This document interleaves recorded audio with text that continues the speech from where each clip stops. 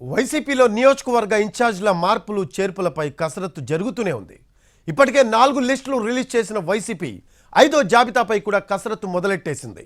4 లిస్టుల్లో ఊహించిన వారినే పేర్లున్నాయి. దీంతో 5వ జాబితాపై వైసీపీ ఎమ్మెల్యేల ఉత్కంఠ పెరిగిపోతోంది. 5వ లిస్టులో కొందరు ఎమ్మెల్యేలు కొందరు ఎంపీలు కూడా ఉండే అవకాశం ఉంది. 5వ జాబితాపై కసరత్తు చేస్తున్న వైసీపీ హైకమాండ్ పలువురు నేతలను క్యాంప్ ఆఫీసులకు పిలిపించుకుంటోంది. దీంతో సీఎం క్యాంపు కార్యాలయానికి ఎమ్మెల్యేలు పార్టీ నేతలు క్యూ కడుతున్నారు. పాణ్యం ఎమ్మెల్యే కాటసాని రాంభూపాల్ రెడ్డి, దర్శి ఎమ్మెల్యే మద్దిశెట్టి వేణుగోపాల్ తాడేపల్లిలోని క్యాంప్ కార్యాలయానికి వచ్చారు. అలాగే మంత్రి గుడివాడ అమర్నాథ్, ఎమ్మెల్యేలు గడికోట శ్రీకాంత్ రెడ్డి, బియ్యపు మధుసూదన్, కె శ్రీనివాసులు కూడా సీఎం క్యాంప్ ఆఫీస్కు తరలి వచ్చారు. పార్టీ పెద్దలతో సమావేశమయ్యారు. ఇప్పటి వరకు వచ్చిన 4 లిస్టుల్లో 10 మంది ఎంపీలతో పాటు 58 ఎమ్మెల్యే స్థానాలను మార్చింది హైకమాండ్.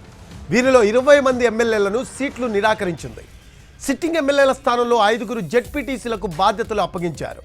దీంతో 5వ లిస్టులో ఇంకెంతమంది సీట్లు ఊడుతాయో అన్న టెన్షన్ నెలకొంది.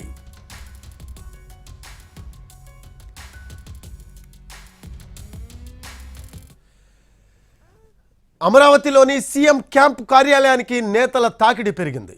సీఎంఓకు ఎమ్మెల్యేలు తోపుదుర్తి ప్రకాష్, అదీప్ రాజ్, సింహాద్రి రమేష్, అనంత వెంకట్రామిరెడ్డి, కాసు మహేష్ రెడ్డిలు వచ్చారు. ఎమ్మెల్సీ జంగా కృష్ణమూర్తికి టీడీపీలో చేరతారన్న ప్రచారంతో సీఎంఓకు వచ్చారు కాసు మహేష్. అటు పేర్ని కృష్ణమూర్తి క్యాంప్ ఆఫీస్కు వెళ్లారు. ఇప్పటికే మచిలీపట్నం అసెంబ్లీ ఇన్ఛార్జిగా పేర్ని కృష్ణమూర్తిని ప్రకటించింది. మరో నేత బాలినేని శ్రీనివాస్ రెడ్డికి సీఎంఓ నుంచి ఫోన్ రావడంతో హుటాహుటిన క్యాంపు కార్యాలయానికి వచ్చారు. ఒంగోలు లోక్సభ ఇన్ఛార్జ్పై చర్చించారు. ఎంపీగా మాగుంటకే మరోసారి అవకాశం ఇవ్వాలని బాలినేని కోరుతుండగా మాగుంటకు అవకాశం లేదని హైకమాండ్ తేల్చినట్లు సమాచారం. ప్రత్యామ్నాయ అభ్యర్థిపై కసరత్తు కొనసాగుతోంది.